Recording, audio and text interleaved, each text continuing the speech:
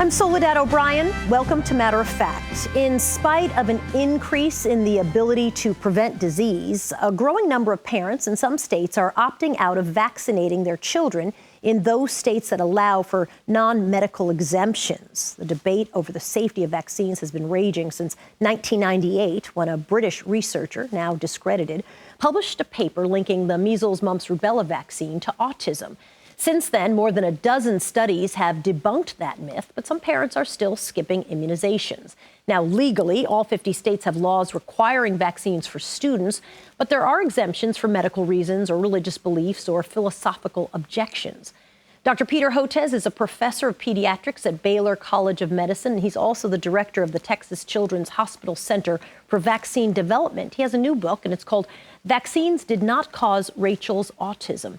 Dr. Hotez joins us from Houston today. It's nice to see you, sir. Usually we're talking about some of the medical texts that you're writing about, but this obviously is very personal. The subheader is My Journey as a Vaccine Scientist, Pediatrician, and Autism Dad. Tell us about Rachel. Rachel is my youngest daughter. She's an adult. She's 26 years old, and she has autism, but also a number of associated intellectual disabilities that go with it that really impair her. And one of the things that I've been very alarmed about is, as you mentioned, there's been this steep rise in non-medical vaccine exemptions, and most of it is based on this phony notion that vaccines cause autism. And as a vaccine scientist and as an autism dad, I've been really trying to be out there explaining, number one, the massive evidence showing there's no link, absolutely no link between vaccines and autism. It seems that social media has actually been fueling this, this now. The original conversation started in the late 1990s, but it's definitely had a resurgence. Why do you think that is? Yeah, the anti-vaccine groups seem to be well-funded, well-organized, very sophisticated in their use of the internet and social media, and very effective at bringing down vaccine coverage rates. So we're seeing this both in North America and Europe. In Europe now we've got this terrible situation. The World Health Organization just reported in the first half of 2018 we've had more than 40,000 cases of measles, and people don't hear a lot about measles anymore, but it's a horrific disease. Back in the 1980s, measles was the single leading killer of children globally, and now we have 40,000 measles cases across Europe with more than 40 deaths.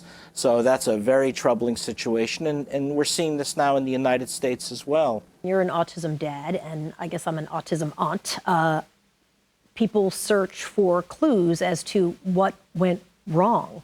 What happened. And often when you start being able to diagnose autism in small children, it is right after or in the window after they've gotten their vaccines.